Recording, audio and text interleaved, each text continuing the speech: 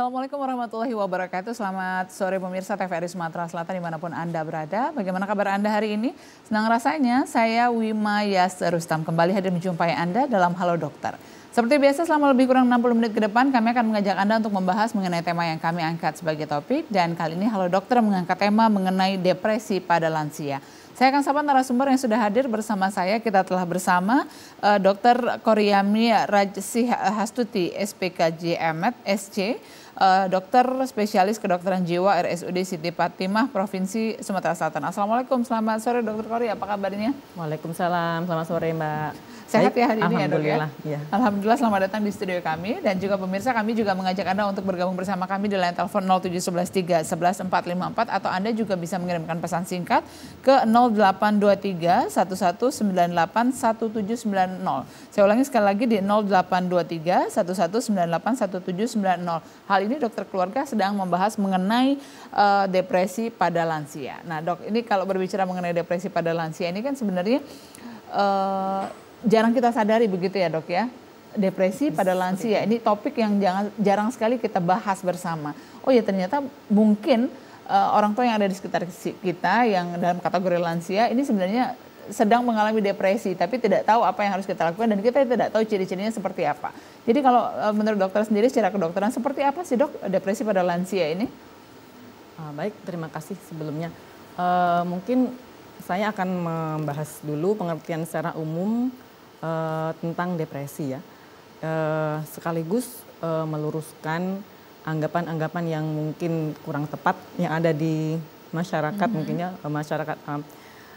Jadi depresi itu beberapa orang menganggap saya depresi nih dok, itu depresi itu, si dia nih depresi nih misalnya, itu kayak sebuah gangguan jiwa yang mungkin dibilang gila gitu ya, dalam tanda kutip, yang mungkin kayak orang-orang yang menggelandang atau keluyuran kayak gitu-gitu.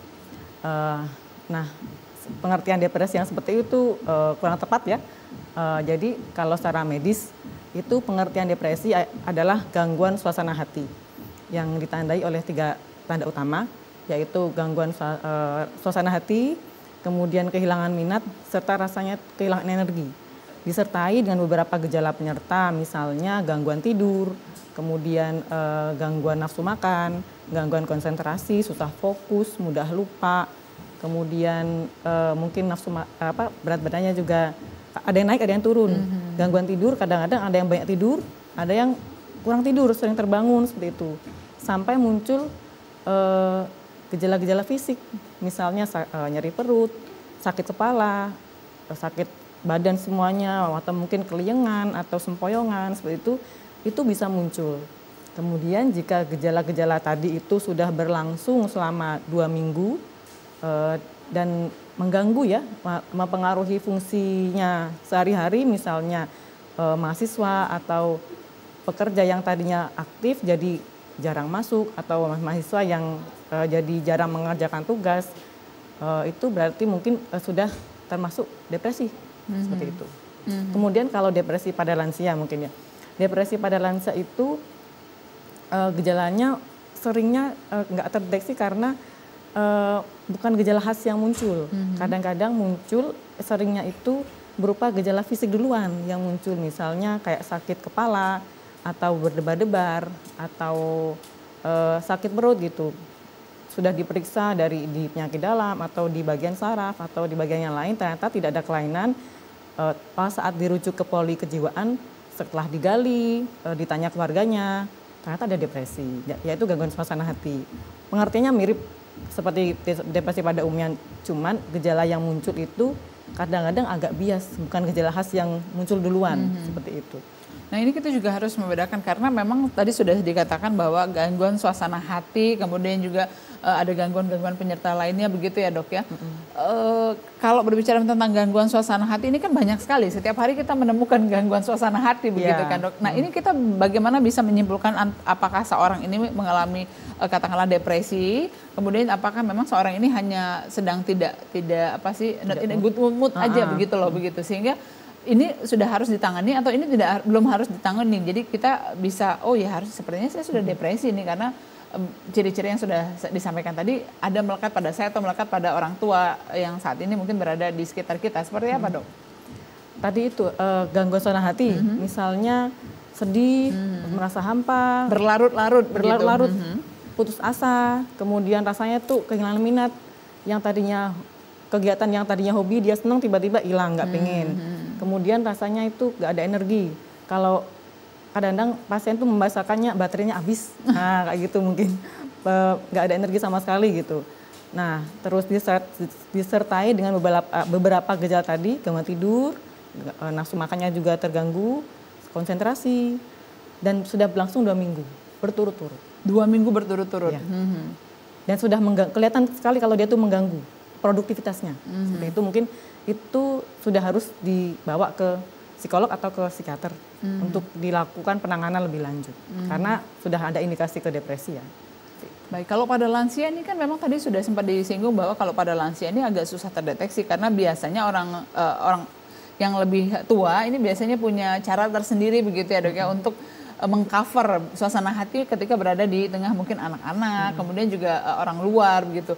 Seolah-olah orang tua tidak boleh depresi begitu ya. Padahal pada kenyataannya perasaan itu semua orang bisa merasakan begitu. Mungkin sedang tidak enak, kemudian juga ada hal yang tidak berkenan di hati mereka begitu.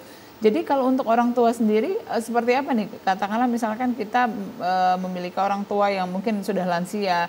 Oh ini kayaknya ini sudah harus ditangani secara medis atau butuh perawatan. Seperti apa, Dok, kalau pada lansia? Kalau pada lansia itu biasanya yang muncul itu tadi selain gejala fisik, itu gangguan emosi. Gangguan emosi, jadi meledak-ledak begitu ya, Dok ya? Gangguan emosi atau gangguan tidur, sering terbangun, seperti itu.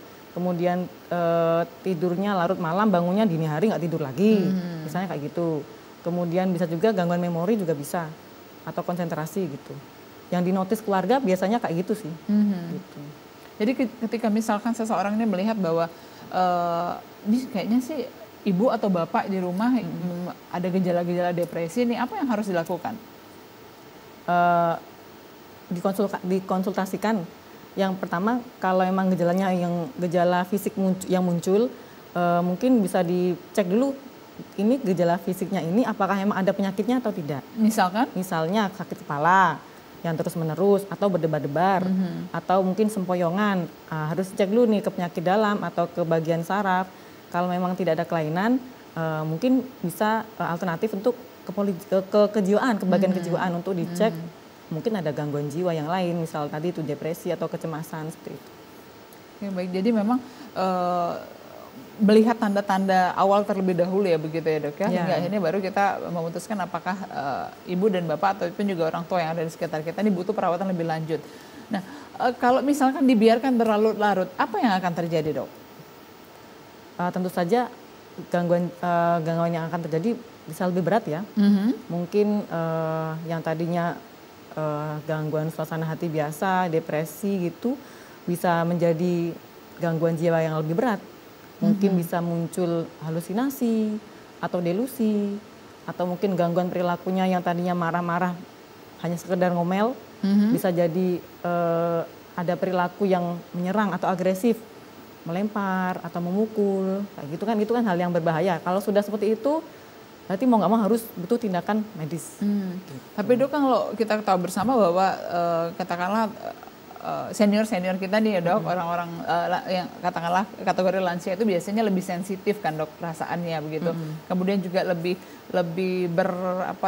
berekspresi dalam mengungkapkan apa yang dirasakan. Nah, begitu. Kalau emosional dan lain sebagainya itu sejauh mana nih kategori emosional yang masih dalam batasan mungkin ini memang bawaannya seperti itu atau memang ini kayaknya kategori depresi deh, apa yang sedang ibu bapak rasakan begitu, sehingga apakah memang kita sudah harus membawa kasus ini ke mungkin yang bisa menyelesaikan seperti ke kedokteran jiwa ataupun juga ke psikiater begitu, atau psikolog atau psikiater yang bisa membantu. Seperti apa, Dok? Gangguan emosi ya? Iya, gangguan emosi. Mungkin temperamen ya? Iya, biasanya kan memang kalau sudah semakin berumur kan orang biasanya lebih sensitif begitu ya, lebih mudah terpancing dengan hal-hal kecil begitu ya, Dok. Biasanya seperti itu, ataukah memang seperti apa sih sebenarnya, Dok, kalau kejiwaan? Kalau misalnya gangguan emosi pada lansia ya, kalau dia itu berlangsung terus-menerus. Maksudnya lebih mudah tersinggung dari biasanya. Yang tadinya dia misal menghadapi masalah, misalnya nih ada cucunya, bukan agak nakal ya, misalnya mau main yang biasanya itu sudah main gitu, tapi kok sekarang kok mau main aja dimarahin, jadi lebih mudah tersulut atau lebih mudah emosi, dan itu terjadi terus menerus, kemudian disertai dengan gangguan yang lain, gangguan tidurnya, atau mungkin gangguan memori, sering lupa, kemudian terus juga nafsu makannya mulai menurun, seperti itu mungkin itu harus sudah dinotis ya untuk diperiksakan kayak gitu. Karena kalau dibiarkan lama-lama kan akan membahayakan baik secara fisik maupun jatuh pada kondisi gangguan jiwa yang berat. Baik, dokter sebelum kita lanjutkan kita akan jeda sejenak. Pemirsa tetaplah bersama kami usai jeda berikut. Halo dokter masih akan kembali.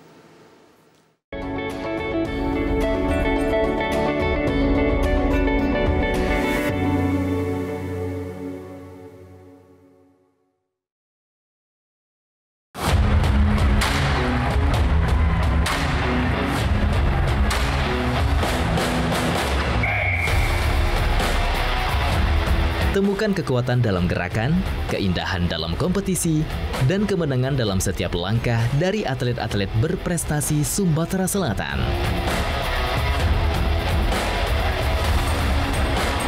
Hanya di TVRI Sumatera Selatan.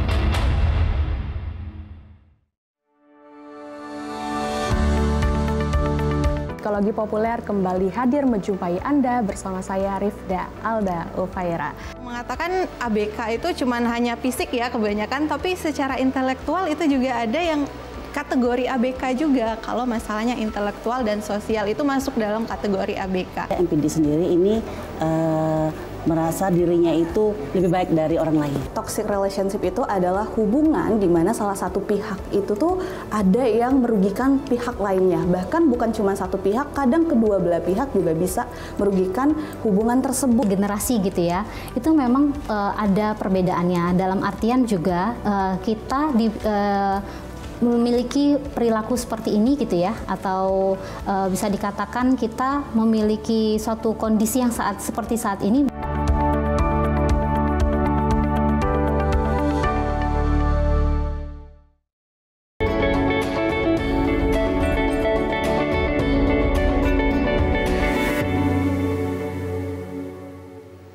Terima kasih Anda masih bersama kami dalam Halo Dokter. Masih kami ajak Anda untuk bergabung bersama kami di line telepon 0711 311 454 atau Anda juga bisa mengirimkan pesan singkat ke 0823 1198 1790. Sekali lagi di 0823 1198 1790. Hari ini kami sedang membahas mengenai tema kami yakni depresi pada lansia. Baik Dok, kita lanjutkan kembali bahwa tadi memang gejala-gejala ini harus dipahami dan diperhatikan oleh orang-orang sekitar. Mungkin yang bersangkutan tidak merasakan begitu ya Dok ya, tapi orang-orang sekitar melihat perubahan gerak-gerik dan lain sebagainya, itu yang mungkin menyadarkan oh sepertinya ada yang salah begitu, apa yang harusnya bisa disampaikan. Kemudian seberapa sering depresi pada lansia ini terjadi? Kalau menurut penelitian itu 1 dari 10 lansia, ini penelitian di Panti Jompo ya, 1 dari 10 lansia yang tinggal di Panti Jompo itu mengalami depresi. Kemudian kalau secara global itu mungkin sekitar 18%. Kalau di Indonesia ada sebuah penelitian yang mengatakan bahwa depresi pada lansia itu 9-16%. Ya, untuk prevalensinya itu. Jadi cukup banyak juga ya Dok, 10% jadi? Lumayan. 10% lebih ya, 9-16%. Itu biasanya di usia berapa Dok yang harus mulai aware begitu ya? Mungkin ada hal-hal yang tidak tersampaikan begitu? Atau ada yang masih mengganjal begitu karena memang adat ketimuran kan memang tidak semuanya bisa disampaikan begitu ya kepada siapa saja, mungkin biasa memendam dan lain sebagainya, hingga akhirnya di usia tertentu yang muncul mungkin terpicu hal-hal lain dan gejala-gejala depresi ini bisa dirasakan. Bisa di awal 60-an bisa. Di awal 60-an. Ya, atau mungkin di awal 65 juga bisa. Pada umumnya di antara rentang usia yang antara 60 atau 65 sudah mulai muncul gejala-gejala depresi itu antara 60 sampai 65. 60 sampai 65. Jadi yang memang harus Bisa diwaspadai ini adalah ketika sudah memasuki usia Ya. usia 60 sampai 65 begitu ya, Dok. Ya karena di kondisi itu kan mungkin akan terjadi banyak perubahan ya. Misalnya masa pensiun, kemudian Oh, itu juga turut mempengaruhi. bisa jadi faktor risiko seperti itu. Mhm. Kemudian mungkin anak-anak sudah berkeluarga dan meninggalkan rumah, jadi kesepian kayak gitu. Yang paling besar tuh sebenarnya apa sih, Dok, yang mempengaruhi seorang depresi ini, apalagi khusus untuk lansia begitu? Apa yang paling apa ya, menjadi bahan perhatian begitu, yang biasanya pemicu paling besar dari munculnya depresi pada lansia? Kalau depresi pada lansia, mungkin secara umum ya, gangguan jiwa secara umum itu sebenarnya multifaktor. Jadi nggak bisa dibilang ini paling menentukan, ini paling nggak, karena banyak faktor yang mempengaruhi gitu. Kalau depresi ini, khusus depresi pada lansia ini, mungkin ada satu faktor medis dan faktor fisik ya. Mungkin saat adanya penyakit kronis, penyakit kronis kayak kanker, kemudian hipertensi, diabetes, atau mungkin sakit ginjal kronis kayak gitu, yang memerlukan berkali-kali terapi. Jadi kan pas lansia kan jadi mungkin bosen atau putus asa menghadapi kondisinya. Kemudian adanya penyakit-penyakit kronis yang memunculkan nyeri yang kronis seperti radang-radang sendi, seperti itu kan. Jadi kalau ada nyeri kan menimbulkan rasa yang nggak nyaman ya. Rasa ketidaknyamanan itu yang berlangsung lama juga bisa membuat kondisi jatuh pada depresi. Kemudian gangguan tidur yang lama, kemudian juga bisa karena efek samping obat yang dikonsumsi, kan biasanya kan lansia banyak mengkonsumsi obat ya, karena tadi sakit macam-macam itu, entah hipertensi, entah darah tinggi, kencing manis, atau mungkin obat-obat untuk anti nyeri. Beberapa mungkin bisa menyebabkan kondisi gangguan mood atau depresi itu tadi. Kemudian yang kedua, faktor sosial dan lingkungan. Banyak lansia itu mengalami kayak kondisi terisolir gitu loh, isolasi sosial mungkin ya, karena kan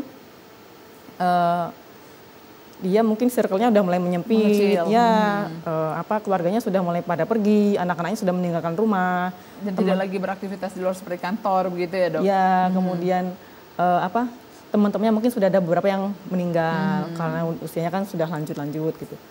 Itu menimbulkan satu kondisi yang terisolir, dia jauh dari jangkauan sosial gitu.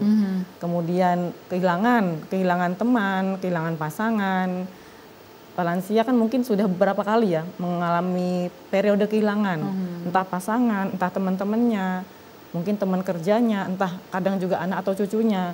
Nah, beberapa kali periode kehilangan itu yang berkali-kali datang kan bisa menyebabkan kondisinya menurun ya, gitu. Kemudian mungkin perubahan lingkungan juga, yang tadinya bekerja sekarang jadi nggak bekerja atau kondisi pensiun, seperti itu. Perubahan kondisi pensiun kan mungkin keuangannya juga berubah, yang tadinya mungkin keuangannya cukup jadi agak berkurang. Terus kondisi psikologis mungkin ya, psikologis itu terkait kepribadian individu, atau mungkin sudah ada gangguan jiwa sebelumnya, gangguan cemas, atau gangguan memang sudah sebelum lansia dia udah mengalami depresi, pas lansia makin parah juga bisa. Mungkin faktor-faktor itu jadi satu, muncullah depresi pada lansia. Nah, jadi memang harus orang-orang yang sekitar ini yang lebih aware begitu ya, apa yang sedang terjadi, mungkin perasaan hati dan lain sebagainya. Kalau bisa jangan dipendam begitu ya, Dok. Ya. Ada katakanlah teman untuk bisa mendengarkan keluh kesah begitu juga, itu juga sangat membantu tentunya. Tentu saja. Baik, terima kasih untuk Anda pemirsa yang sudah mengirimkan pesan singkat ini dari 0822 8019 sekian. Selamat sore, Dokter. Jika sudah melihat gejala depresi lansia tadi, apa terapinya? Kemudian apakah dokter neurolog juga boleh melakukan terapi sistem saraf atau otak-otak hal tersebut? Terima kasih, ini dari Charles. Terima kasih Pak Charles sudah bergabung bersama kami. Terima kasih. Silakan dokter ditanggapi. Untuk terapi ya, Mbak ya? Iya. Untuk penanganannya ada beberapa metode untuk penanganannya, Mbak. Jadi yang pertama mungkin antidepresan tentu saja. Jadi memang harus menggunakan obat-obatan medis begitu? Kalau sudah jatuh pada kondisi depresi, apalagi sudah ada gangguan tidur atau mungkin ada tindakannya agresif, itu sudah sebaiknya sudah masuk antidepresan. Antidepresan atau mungkin untuk memperbaiki moodnya, mood stabilizer kayak gitu. Psikofarmaka ya, masuk obat-obat untuk kejiwaan. Kemudian yang kedua bisa dengan psikoterapi atau konseling yang dilakukan berulang-ulang, bisa dengan psikiater atau dengan psikolog juga bisa kalau psikoterapi. Kemudian kalau terapi-terapi terbaru ini untuk depresi itu yang menggunakan alat listrik, Mbak, dan alat listrik yang mempengaruhi gelombang otak, alat listrik di otak. Jadi yang banyak kabelnya gitu ya, Dok ya. Itu seperti tes kebohongan gitu ya, Dok ya. Beda sih. Tidak. Ya, jadi bisa dengan ECT atau elektrokonvulsif terapi itu pasiennya dibikin sedikit dikasih arus listrik di otak biar ada kejang. Memang sengaja dibikin kejang. Gitu untuk depresi diabetes yang parah. Misal sampai ada ide bunuh diri, biasanya bagus kalau dilakukan ECT tadi, elektrokonvulsif terapi. Kemudian dengan transcranial magnetic stimulasi atau stimulasi magnetik untuk otak, untuk gelombang otak, TMS. Kemudian bisa juga dengan neurofeedback, itu alat-alat yang memodifikasi gelombang listrik dan mempengaruhi kerja gelombang otak gitu. Dan kebetulan di rumah sakit kami juga sudah ada alatnya. Jadi memang harus segera ditindaklanjuti ya, Dok, jangan sampai berlarut-larut. Kemudian kalau misalkan ini di riwayatnya nih pada saat muda biasanya overthinking begitu ya, Dok, biasanya terlalu negative thinking, suka mengkhawatirkan hal-hal yang belum terjadi begitu. Nah, pada saat lansianya apakah lebih berpengaruh, ini lebih berpotensi begitu untuk mengalami depresi pada saat lansia? Itu salah satu faktor risiko juga. Satu faktor risiko untuk terjadi depresi pada lansia. Iya. Jadi memang overthinking itu juga menjadi salah satu pemicu ya, Dok ya, mengkhawatirkan segala sesuatu yang belum terjadi. Ya, bisa jadi gitu. Untuk mungkin sebelumnya sudah ada gangguan kecemasan gitu ya. Iya, gangguan kecemasan. Jadi gangguan kecemasan yang mungkin nggak terdeteksi, nggak tertangani dengan baik, sampai kondisi yang lama, sampai lansia, muncul depresi juga bisa. Nah, kemudian juga kalau terapinya apakah bisakah kita hanya berkonsultasi saja begitu? Mungkin si lansia ini sepertinya terlalu lama sendiri menyimpan segala sesuatu yang mungkin tidak berkenan sendiri, sehingga sebenarnya dia hanya butuh orang untuk mendengarkan ceritanya begitu, butuh orang untuk mendengarkan keluh kesahnya. Apakah mungkin si lansia ini pada saat mengalami depresi itu tidak membutuhkan obat-obatan medis begitu, Dok? Hanya ada terapi ataupun juga ada yang bisa dilakukan paling tidak di rumah ketika seorang merasa, aduh sepertinya ini saya atau orang terdekat saya ini depresi, apa yang bisa dilakukan dalam waktu dekat? Kalaupun misalnya tidak bisa, mungkin bisa baru mengkonsultasikan diri ke yang lebih profesional. Tapi jika bisa diselesaikan sendiri, alangkah lebih baiknya bisa self healing gitu ya, Dok. Apa yang bisa dilakukan, Dok? Bisa. Jadi untuk terapi konseling saja itu mungkin bisa.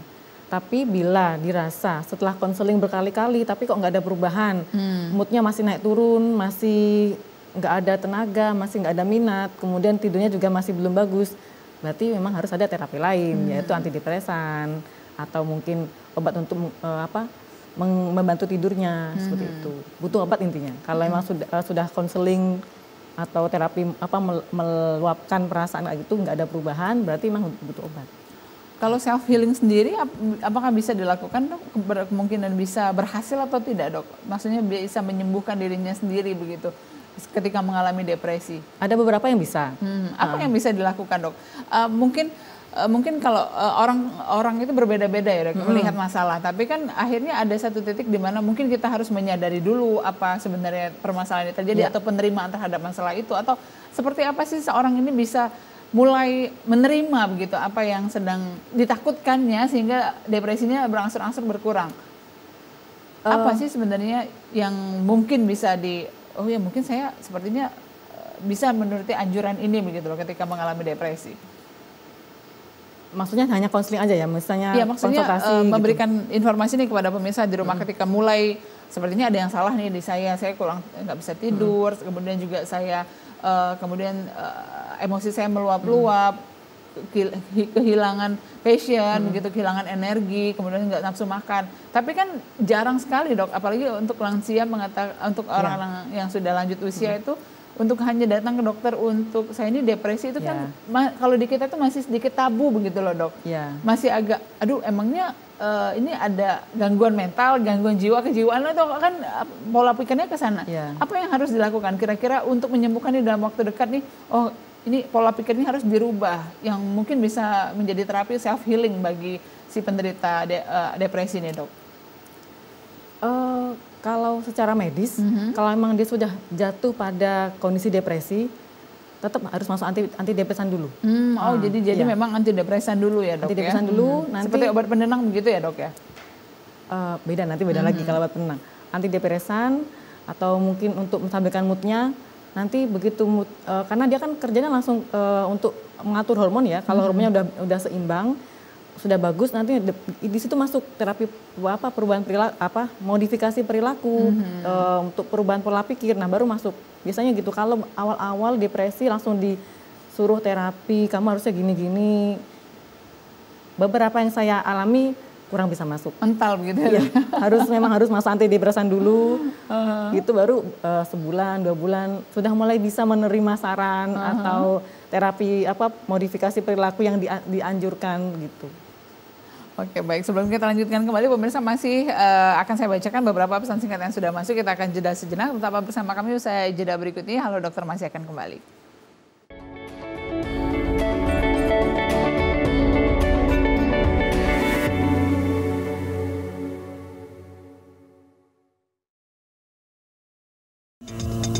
Marilah kita berpantun. Wajah-wajah yang cantik-cantik. Mana ini tepuk tangan yang cantik-cantik ini ya. Yang ganteng-ganteng ya. Ke pasar 16 beli rambutan. Di tengah jalan ketemu kawan. Langsung aja kopi deh. TVRI Sumsel semakin di depan di era digital. Di era digital semakin cemerlang dan terang. Gayung bersambut.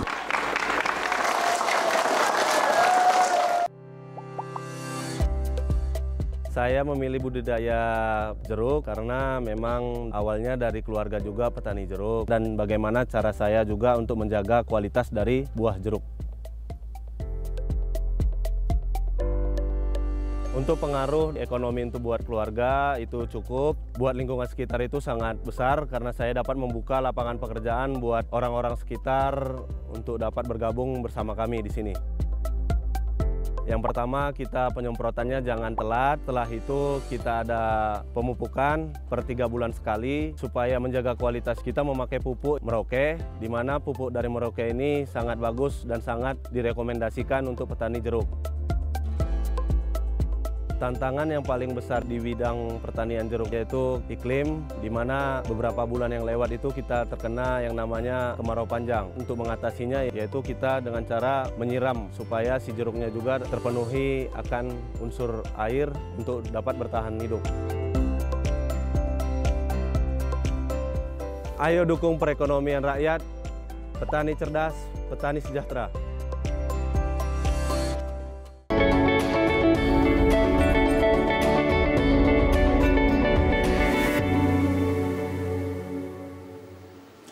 Terima kasih pemirsa Anda masih bersama kami dalam Halo Dokter. Masih kami ajak Anda untuk membahas mengenai tema kami hari ini, yakni depresi pada lansia. Untuk Anda yang mungkin ini langsung berkonsultasi kepada Dokter Kori, bisa langsung saja datang ke praktek beliau. Dokter Kori prakteknya di mana dok? Bisa diinformasikan kepada pemirsa di rumah? Di Rumah Sakit Umum Daerah Siti Fatimah, Provinsi Sumatera Selatan. Setiap hari, Selasa, Kamis, dan Jumat pagi. Pukul berapa dok?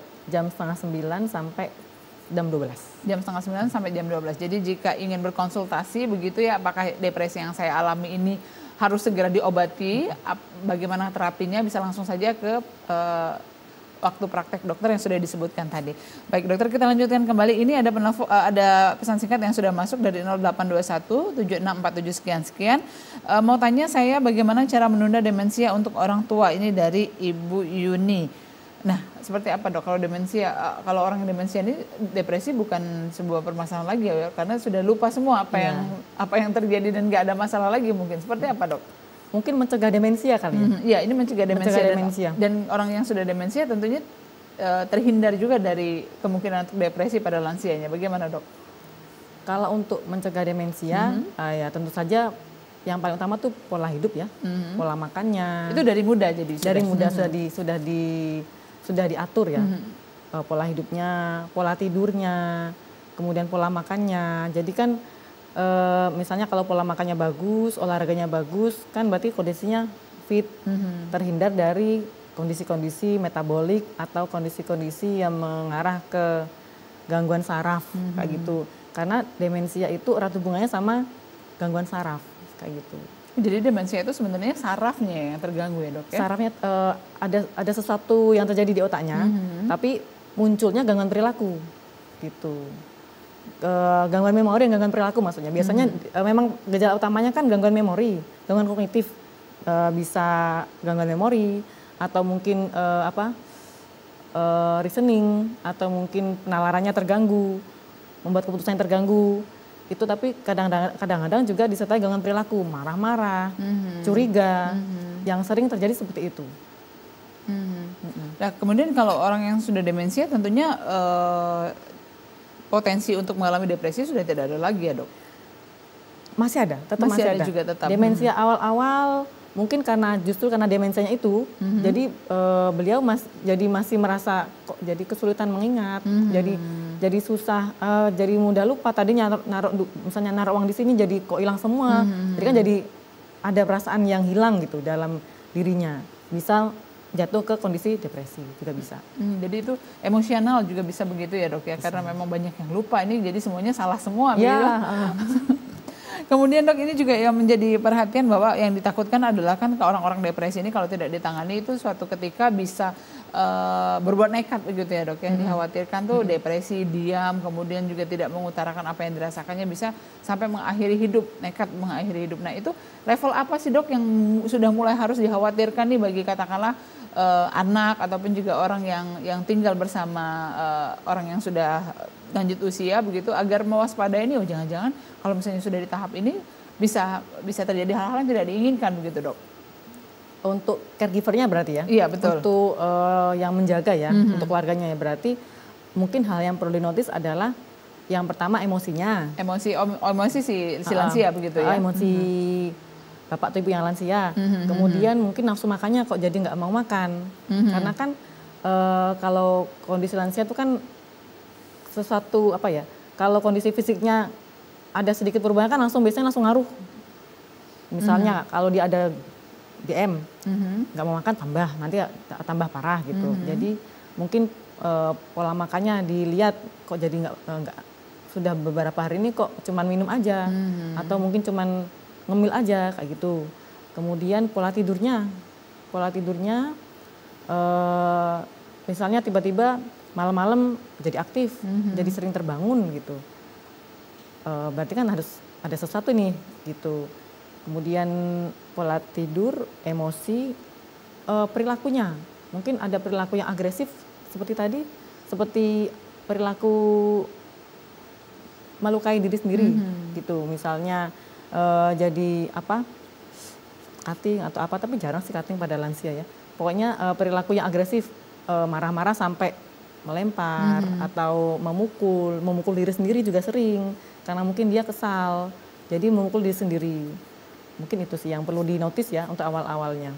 Dok, apakah betul dok ini sebenarnya kalau depresi itu ketika seseorang itu sudah memilih untuk menyendiri, kemudian juga tidak mau bersosialisasi, sudah ingin berada di tempat yang sepi, sendirian, kalau bisa gelap, apakah justru itu adalah titik di mana hal yang sangat mengkhawatirkan begitu? Apakah memang itu adalah titik krusial kalau misalnya sudah ada pola yang seperti itu tuh harus segera ditangani dok? Apakah memang betul begitu? Justru ketika dia marah-marah kemudian juga emosi itu sebenarnya masih tahap normal begitu, masih tahap awal. Tapi jika ketika seseorang ini sudah dari marah-marah tiba-tiba dia mulai menarik diri, dia mulai murung, dia mulai sendirian, suka sendirian di tempat yang sepi, tempat gelap dan murung dan tidak mau diganggu. Apakah itu justru yang lebih mengkhawatirkan adalah titik di mana dia sudah mulai menarik diri dari lingkungan sosial dan dia sudah sendirian di tempat yang sepi? Apakah itu memang betul atau bagaimana, Dok? Itu juga salah satu termasuk yang salah satu hal yang harus di aware ya. Berarti kalau sudah kayak gitu, berarti mungkin sudah mulai muncul gangguan terhadap penilaian realita. Kalau sudah mulai menarik diri, digelep-gelepin kamarnya, nggak mau aktivitas, dikunci begitu, ya. Itu mungkin sudah ada sesuatu yang lebih serius di gangguan di depresinya, bukan cuma murni depresi. Mungkin ada gangguan jiwa yang lebih berat kalau sudah seperti itu. Gitu. Jadi kalau misalnya kita melihat seperti itu tuh harus benar-benar sudah di ini ya, Dok ya, sudah harus ditangani oleh. Ya, kalau sudah seperti itu harus mau nggak mau harus dibawa ke rumah sakit. Tapi kalau misalnya mengalami depresi seperti ini, apakah memang harus juga dirawat inap atau juga dirawat di katakanlah rumah sakit jiwaan begitu, Dok? Itu juga yang dikhawatirkan. Takutnya jangan-jangan kalau orang kita kan kalau misalnya berbicara sama psikolog, psikiater itu udah anggapannya udah kemana-mana begitu ya, Dok ya. Sudah takut di label agak kurang kondisi kejiwaannya agak kurang sehat begitu. Nah, dikhawatirkan takutnya nanti setelah konsul justru malah ibu sepertinya ibu lebih baik ibu dirawat saja begitu mungkin di rumah sakit jiwa dan lain sebagainya. Apakah mungkin seperti itu untuk tahap depresi atau tidak, Dok? Ada beberapa kriteria yang menyebabkan pasien itu harus dirawat. Misalkan seperti apa? Kriterianya itu yang jelas dia bisa membahayakan diri sendiri dan membahayakan orang lain.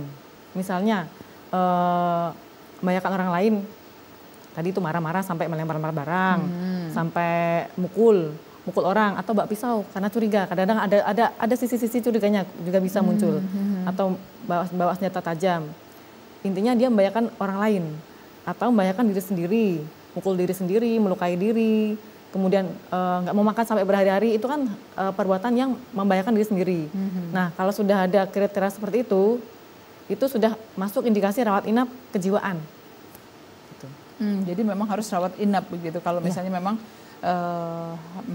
sudah sudah mulai membahayakan diri sendiri dan orang lain. Kira-kira kalau misalnya untuk terapi yang seperti itu nih, depresi kelas berat katakanlah begitu ya, Dok, itu berapa lama, Dok, biasanya bisa kembali normal lagi begitu? Bervariasi sih, Mbak. Bervariasi, biasanya kalau yang saya alami ya, itu mungkin seminggu 2 minggu itu sudah mulai ada perbaikan. Dok, kalau misalnya dari kasus-kasus yang dokter alami ini, depresi pada lansia ini biasanya sebenarnya apa sih faktor yang menjadi pencetusnya yang paling banyak begitu dialami? Ya? Iya, apakah memang kehilangan pasangan, apakah memang merasa tidak diterima lagi, ataukah memang tidak tahu kenapa, tidak ada alasan yang jelas, pokoknya emosional aja begitu. Apa sih sebenarnya, Dok, sehingga mungkin sudah mulai mawas nih pemirsa yang menonton kita, jangan sampai ya kalau begitu jangan terlalu overthinking atau jangan terlalu dibawa perasaan. Apa, Dok, sebenarnya, Dok, yang biasa dikeluhkan seorang depresi itu apa penyebabnya? Biasanya itu memang sudah ada gangguan jiwa sebelumnya. Oke, jadi memang ada riwayat kejiwaan ya, Dok ya? Bisa gangguan cemas atau mungkin gangguan kepribadian juga bisa. Jadi semakin lansia, semakin tambah usia, jadi berat seperti itu. Jadi kalau misalnya kita sudah menyadari ini dari muda saya sudah ada mungkin overthinking ataupun juga gangguan kecemasan, tiba-tiba cemas, tiba-tiba khawatir, apa yang harus dilakukan, Dok, agar pada saat lansia nanti tidak mengalami depresi begitu loh, tidak semakin parah? Apa yang harus dilakukan? Kalau sudah mulai dirasa nggak nyaman ya, maksudnya mulai overthinking, kemudian ini maksudnya pas lagi muda ya? Iya, pas lagi muda. Jadi iya, baik. Jadi dia tidak akan menemukan depresi lah nanti di usia tuanya begitu. Kalau sudah mulai muncul ada misalnya sering was-was, sering gelisah nggak jelas, kemudian gelisahnya tuh berkepanjangan berhari-hari, overthinking sampai larut malam, sampai ganggu tidurnya, bisa mulai dikonsultasikan ke psikolog, ya. Atau kalau memang misalnya masih agak tabu ke psikiater, ya mungkin ke psikolog dulu, gitu. Nanti dari psikolog mungkin diarahkan, kayaknya ini harus butuh obat nih, jadi ke psikiater. Atau enggak mungkin dengan konseling aja dengan psikolog, kalau memang sudah bisa lebih baik, ya dilanjutkan begitu ya. Baik, kita akan angkat penelpon yang ingin bergabung. Halo, assalamualaikum. Halo. Ya, dengan siapa? Di mana? Siapa di mana? Dengan Charles di Palembang. Pak Amul di Palembang. Bapak mohon maaf, Bapak bisa minta tolong dikecilkan sedikit, Bapak? Oh, Pak Charles, mohon maaf. Pak Charles, mohon maaf. Bapak bisa tolong sedikit dikecilkan volume suara televisinya, Pak? Sudah. Ya, baik. Silakan, Pak Charles. Tadi yang pertama, memang saya sudah tanyakan tadi via WA ya. Ya, ya Pak. Terus yang kedua yang mau saya tanyakan, depresi untuk lansia dengan depresi yang bukan untuk lansia, seperti apa bedanya? Baik. Itu saja Pak Charles. Ada lagi yang ingin ditanyakan? Jadi mempertegas tadi pertanyaan saya yang lewat WA tadi, terapi itu, karena memang seperti yang dokter sebutkan tadi ada beberapa terapi listrik atau ECT atau transkranial dan juga neurofeedback. Baik. Itu cuman yang melaksanakannya ada yang profesional psikiater, ya, tapi Pak. ada juga dari profesional neurolog. Baik. Seperti di rumah sakit umum katanya sekarang ada itu brain mapping dulu.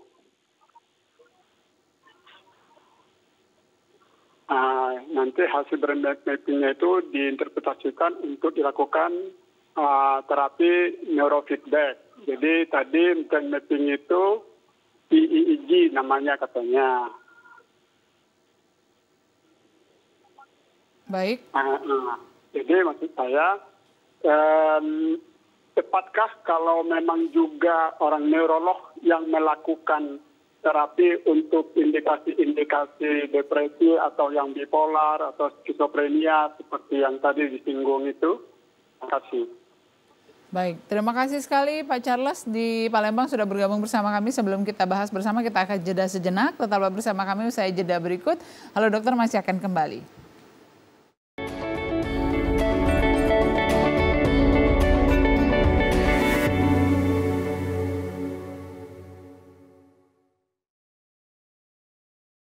Tombang kenangan Ngangenin.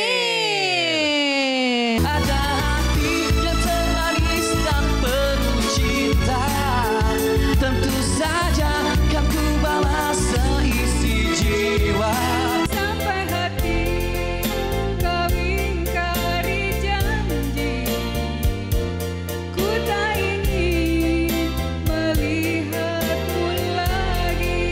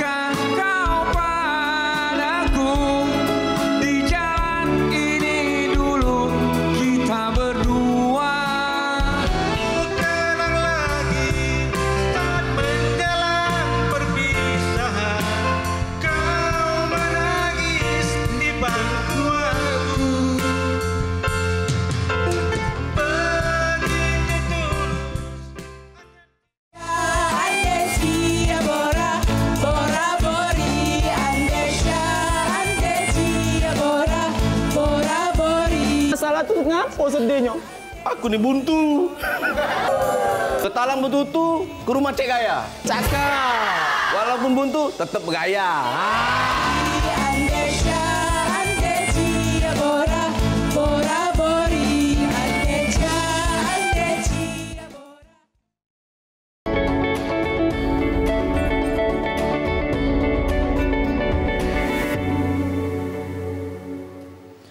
Terima kasih pemirsa Anda masih bersama kami dalam Halo Dokter. Masih kami ajak Anda untuk bergabung bersama kami di line telepon 0711 311 454. Terima kasih Pak Charles sudah bergabung bersama kami sebelum jeda tadi. Saya langsung saja ke Dr. Kori. Dok, silakan ditanggapi tadi penelpon sebelum jeda dari Pak Charles di Palembang. Ya, yang pertama mungkin bedanya depresi pada dewasa pada umumnya sama depresi pada lansia ya Mbak ya. Sebenarnya secara garis besar itu sama. Gangguan mood, gangguan suasana hati yang ditandai oleh rasa sedih, tidak bertenaga, tidak ada energi, tidak ada minat, disertai oleh gejala-gejala yang lain seperti gangguan tidur, gangguan konsentrasi, nafsu makan, kemudian ada juga gejala fisik. Bukan yang membedakan ya, mungkin yang muncul duluan itu yang bikin khas pada lansia itu adalah biasanya gejala suasana hatinya itu, gangguan moodnya itu nggak begitu dominan, yang muncul yang biasanya terlihat ya, bukan muncul ya, yang biasanya terlihat itu justru gejala fisiknya duluan atau gejala tidurnya, gangguan tidurnya duluan yang muncul. Kemudian gangguan emosinya dulu yang muncul setelah digali-gali ternyata ada depresi, ternyata dia ini sudah lama merasakan kekosongan yang sudah beberapa bulan ini merasakan kekosongan atau putus asa karena sendiri atau ya seperti itu, mungkin sudah memenuhi kriteria depresi, padahal yang muncul tadinya cuman sakit kepala kayak gitu. Jadi nggak kelihatan gangguan moodnya itu. Gitu. Kemudian pertanyaan yang kedua terkait terapi-terapi listrik ya, ada terapi-terapi depresi yang terkait penggunaan elektrokonvulsif terapi atau terapi kejut listrik, kemudian neurofeedback dan TMS atau transkranial magnetik itu. Memang dokter neurolog bisa pakai dan psikiater juga bisa pakai, tergantung gangguan yang diterapi. Kalau neurolog mungkin ya dengan porsi beliau, misalnya demensia, terus bisa juga kemudian nyeri kronis juga bisa ditangani dengan TMS. Kemudian ya porsinya neurolog, kalau porsinya psikiater tentu saja gangguan jiwa. Porsinya gangguan jiwa nih, yang pokoknya udah ranah gangguan jiwa berarti itu nanti yang melakukan psikiater, gangguan depresi, bipolar, skizofrenia, kemudian misalnya hiperaktif pada anak, itu juga bisa dengan terapi neurofeedback, TMS. Kalau SCT lebih ke mungkin depresi yang berat ya, depresi berat yang sampai muncul ide-ide bunuh diri, atau mungkin skizofrenia yang nggak bisa tertangani dengan obat, itu biasanya dilakukan SCT atau terapi kejang. Terapi kejang. Iya. Baik, tapi jadi itu memang sesuai case-nya masing-masing ya, gitu betul. Ya Dok ya? Bisa dua-duanya. Bisa dua-duanya, tergantung apa rekomendasi yang diberikan. Iya, betul. Ini terima kasih juga untuk Anda pengirim pesan dari 0821 8601 sekian-sekian. Tanya Dok, saya kadang suka marah dengan diri sendiri. Misalnya kalau saya melakukan kesalahan dalam pekerjaan. Apakah itu satu gangguan depresi? Ini dari Sutarno di Palembang. Terima kasih Pak Sutarno sudah bergabung bersama kami. Silakan Dok ditanggapi. Kalau gejalanya cuma suka marah pada diri sendiri, belum tentu depresi. Belum tentu depresi. Ya, tenang saja Pak, belum tentu depresi. Jadi kecuali ada gejala penyerta lain, seperti tadi tiba-tiba kehilangan minat, tiba-tiba merasa baterainya habis, nggak ada energi, terus ada gangguan tidur, kemudian gangguan konsentrasi, mudah lupa. Misalnya jadi ngerjain laporan jadi agak berantakan karena konsentrasinya nggak fokus itu, mungkin itu perlu diperiksa lebih lanjut harus kayak gitu. Jadi belum termasuk depresi. Belum tentu. Baik, dokter silahkan mungkin penutup closing statement kita apa yang ingin disampaikan tentunya kepada pemirsa di rumah yang saat ini menyaksikan kita depresi pada lansia. Apa yang harus kita lakukan dan juga bagaimana cara menghadapi jika saat ini kita sedang berada di sekitar orang-orang lansia yang sedang mengalami depresi. Singkat saja Dok, silahkan. Baik, mungkin ini closing statement untuk caregivernya ya. Kalau memang sedang merawat lansia, apalagi dengan demensia, bila sudah ada tanda-tanda gangguan emosi, gangguan tidur, gangguan perilaku, jangan segan-segan segera dibawa ke fasilitas kesehatan terdekat. Bisa mungkin rumah sakit atau psikolog juga boleh. Bisa. Dan untuk supaya kita tidak depresi, apa yang harus dilakukan? Pola pikir bagaimana? Penerimaan ya mungkin, lebih ke penerimaan. Kalau pertama kali mungkin lebih ke penerimaan terhadap apa yang sudah kita alami. Baik, terima kasih sekali Dr. Kori sudah bergabung bersama kami di Halo Dokter hari ini.